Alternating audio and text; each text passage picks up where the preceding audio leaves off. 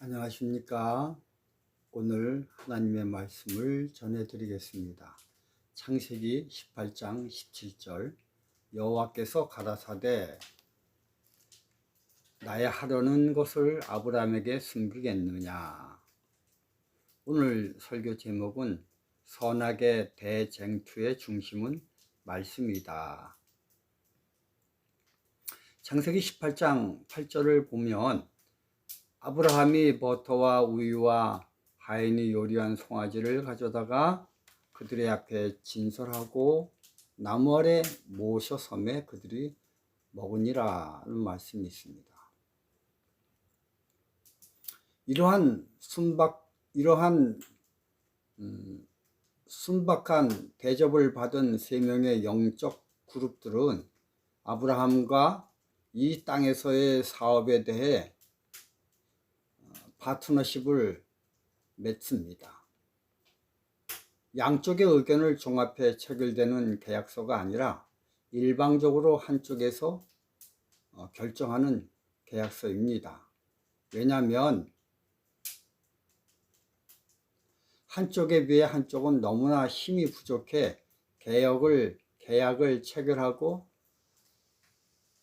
뭐고 할 것이 없습니다. 그러므로 계약을 체결해 주는 것 자체가 은혜의 축복입니다.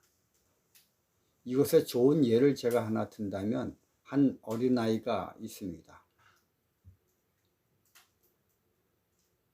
세상 세파를 헤쳐나가기엔 너무나 어리고 연약합니다. 그런 아이를 위해 그 나라 황제가 내가 너를 보호해 주리라 라는 측은지심이 발로되어 계약을 맺었습니다. 이러한 상황에서의 계약은 쌍방의 의견이 종합되어야 하지만 한쪽이 너무 기울어져 할 수 없이 황제의 일방적 안건이 모든 계약의 조건이 됩니다.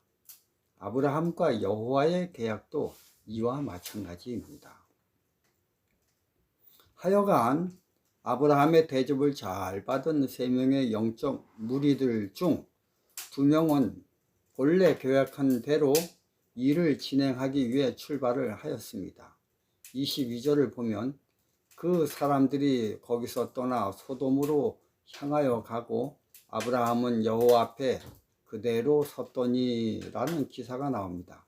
그런데 여기서 떠난 사람들을 표현할 때 그 사람들이라고 복수로 말을 하고 있습니다. 우리가 이 상황이 처음 시작되는 창세기 18장 2절에서 보면 눈을 들어 본즉 사람 셋이 맞은편에 섰는지라에서 세 명이 등장하는 것을 봅니다. 그러므로 이것을 종합해 보면 세 명 중 두 명은 소돔으로 향하고 한 명은 남아 있음을 봅니다. 그 사람들이 거기서 일어나서 소돔으로 향하고 아브라함은 그들을 전송하러 함께 나가니라고 16절에 나와 있습니다. 그래서 아브라함은 두 명을 전송하기 위해 나갔고 전송한 후 들어와 남은 한 분과 마주 대했습니다. 그런데 소돔성으로 간 두 명은 천사들이고 남은 한 분은 여호와 하나님이셨습니다. 아무리 두 명이 소돔성을 멸망시키러 갔을지라도 지금 남은 한 분이신 여호와 하나님과 아브라함의 담판에 의해 소돔성이 멸망당할 수도 있고 안 당할 수도 있는 것입니다. 그 이유를 오늘 주제 말씀 여호와께서 가라사대 나의 하려는 것을 아브라함에게 숨기겠느냐 여기서 찾을 수가 있습니다.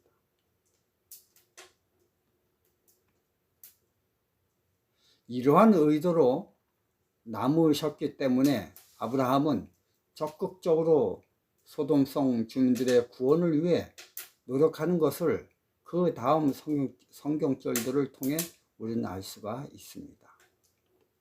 근데 저는 그 상황을 거론하지 않고 여기서 스톱합니다. 스톱하는 이유는 오늘 말씀의 주제가 아니기 때문입니다. 오늘 말씀의 주제는 나의 하려는 것을 숨기겠는가 라는 내용입니다. 여호와 하나님은 자기의 계획을 남김없이 다 아브라함과 교환하셨습니다. 이 여호와 하나님이 신약에 와서 예수님이 되셔서 우리 가운데 거하셨습니다. 그리고 구약의 여호와 하나님이 아브라함과 하나도 숨김없이 대화하신 것처럼 예수님도 이 땅에 오셔서 우리와 하나도 숨김없이 다 이야기하셨습니다. 그런데 이 숨김없이 다 이야기하는 대화 가운데 한 가지 문제가 발생하였습니다. 그것은 예수님이 우리에게 하늘에 대해서 모든 것을 다 알려주시려고 하셔도 하늘에 있는 것들은 이 땅에 하나도 없기 때문에 도대체 알려주고 싶어도 알려줄 수가 없는 것입니다. 그래서 예수님이 선택한 것이 비유였습니다. 마태복음 13장 34절, 예수께서 이 모든 것을 무리에게 비유로 말씀하시고 비유가 아니면 아무것도 말씀하지 아니하셨으니. 이처럼 예수님은 하늘에 대해서 비유를 통해 하나도 남김없이 다 일러주셨는데요. 그럼에도 불구하고 하늘에 대해서 추측하여 알기가 대단히 어렵고 힘들었습니다. 그래서 예수님은 남아서 또 다시 복습을 해 주셨습니다. 마가복음 4장 34절, 비유가 아니면 말씀하지 아니하시고 다만 혼자 계실 때에 그 제자들에게 모든 것을 해석하시더라. 예수님이 제자들에게 방과 후 보충 수업을 해 주신 것처럼 아무리 비유를 들어 쉽게 설명을 하셨을지라도 이 지구에는 없고 하늘에만 있는 것들을 설명하기엔 너무나 역부족이었습니다. 그것에 대한 한 예를 제가 들겠습니다. 창세기 3장을 보면 인류의 최초 타락의 장면이 나옵니다. 그런데 이 장면 가운데 아담과 하와가 죽지 않기 위해 에덴 동산을 사방팔방 그 짧은 시간, 없는 시간에 돌아다니면서 한 일이 있었는데 그것은 바로 무화과 나무 잎으로 옷을 해 입은 것이었습니다. 그런데 성경은 나뭇잎으로 옷을 해 입었다라고 하지 아니하고 아주 상당하고 자세하게 그 나뭇잎의 정체를 알려주는데 그것이 바로 무화과 나무 잎이었습니다. 저는요, 그 장면을 성경을 통해 보면서 얼마나 하나님의 구속의 계획이 훤히 보이는지 깜짝 놀랐습니다. 만약 저에게 이 무화과 나뭇잎을 주제로 설교를 한다고 해도 적어도 전 한 열흘간은 할 수가 있을 정도의 분량이 됩니다. 하여간 아담 하와는 큰 틀에서 하나님의 의도를 알아맞추기는 마쳤습니다. 나중에 하나님은 그 무화과 나뭇잎 대신에 가죽 옷을 입히셨습니다. 이처럼 구속사라는 큰 틀에서 오실한 주제 안에서 맞추긴 맞추었지만 아담 하와는 빗나가도 한참 빗나간 생각을 하게 된 것입니다. 나중에 예수님은 마태복음 22장 11절 12절에 임금이 손을 보러 들어올 때 거기서 예복을 입지 않은 한 사람을 보고 가로되 친구여 어찌하여 예복을 입지 않고 여기 들어왔느냐 라는 비유를 통해 총체적으로 어떤 옷을 입어야 구원함을 받는지에 대해서 잘 알려주고 계십니다. 이처럼 여호와 하나님은 당신의 계획인 구속사를 성경을 통해 알려주셨고 이 성경 말씀을 응하게 하기 위하여 예수님이 이 땅에 오셨습니다. 그러므로 우린 사복음서에 나타난 예수님의 행적을 보고 인류를 구원하기 위한 하나님의 오묘한 계획을 깨닫게 됩니다. 그런데 사실 이게 그리 만만히 볼 수 없을 정도로 어려운 것입니다. 그래서 하나님은 어쩔 수 없이 아무리 예수님을 통하여 비유로 알려주셨을지라도 또 다시 성경을 더 쉽고 자세히 설명할 필요가 있게 되셨습니다. 그래서 이 성경을 좀 더 알아듣기 쉽게 설명을 하게 하는 당신의 종을 선택하는 계획을 계시록을 통해서 알려주게 되었습니다. 이게 바로 계시록 12장 17절입니다. 용이 여자에게 분노하여 돌아가서 그 여자의 남은 자손 곧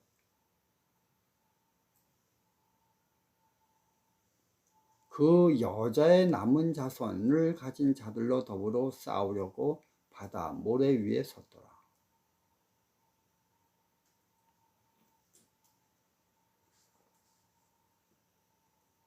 여기서 사단을 묘사하는 용이 나오고 하나님이 나오고 남은 자손이 나옵니다.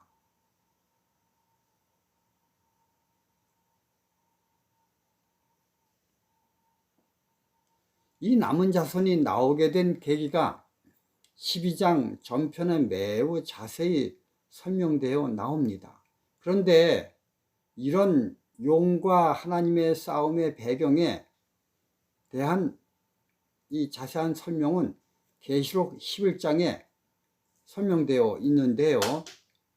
계시록 11장 2절 5절을 잘 읽어보면 성전 밖 마당은 청량하지 말고 그냥 두라. 이것을 이방인에게 주었은즉 저희가 거룩한 성을 42달 동안 짓밟으리라.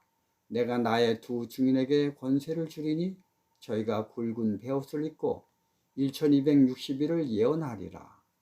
이는 이 땅의 주 앞에 섰는 두 감람나무와 두 촛대니 만일 누구든지 저희를 해하고자 한즉 저희 입에서 불이 나서 그 원수를 소멸할지니 누구든지 하려 하면 반드시 이와 같이 죽임을 당하리라.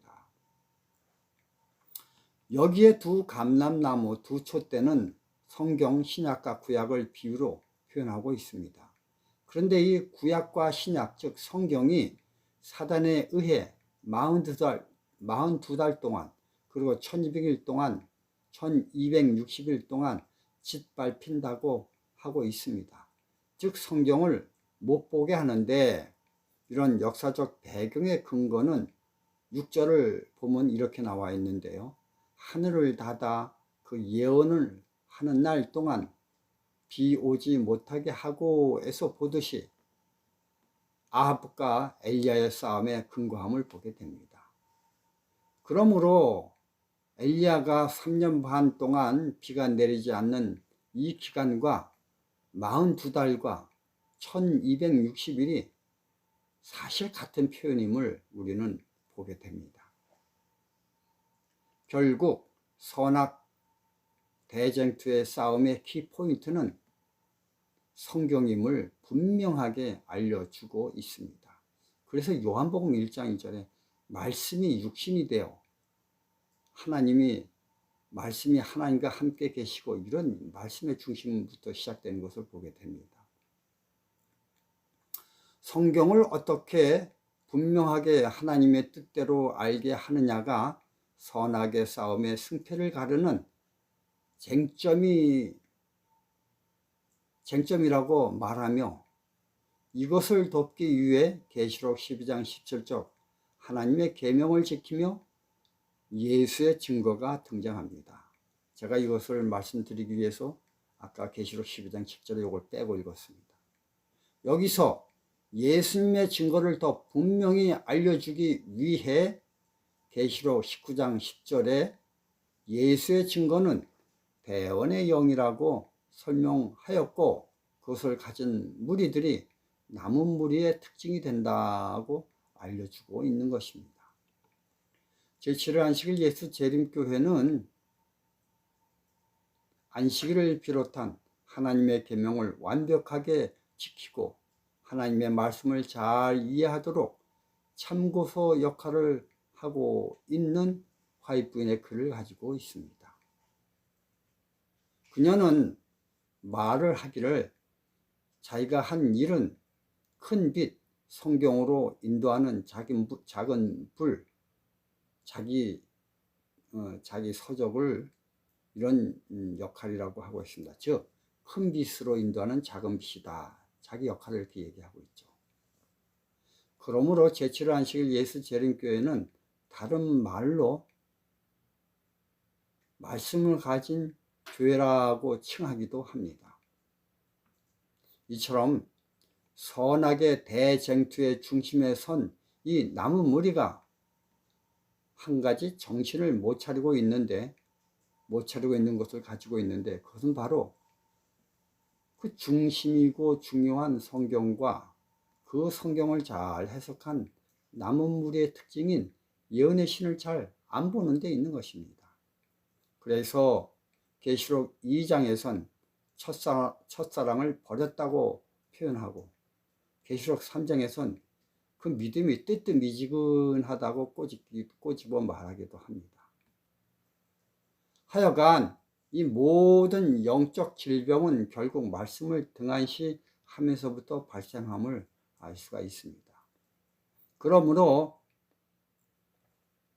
회개의 기초는 말씀으로 돌아가는 것이고, 말씀으로 돌아간다는 것은 우선 말씀과 예언의 신을 읽는 것부터 시작이 됩니다.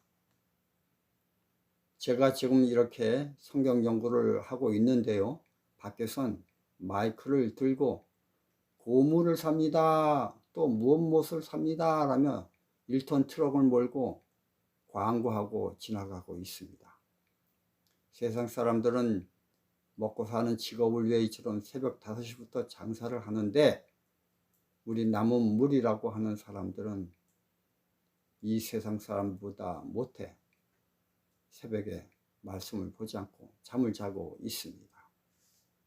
성도 여러분, 말씀으로 깨어있는 여러분들이 되시길 바라며 제 말씀을 마치겠습니다. 감사합니다.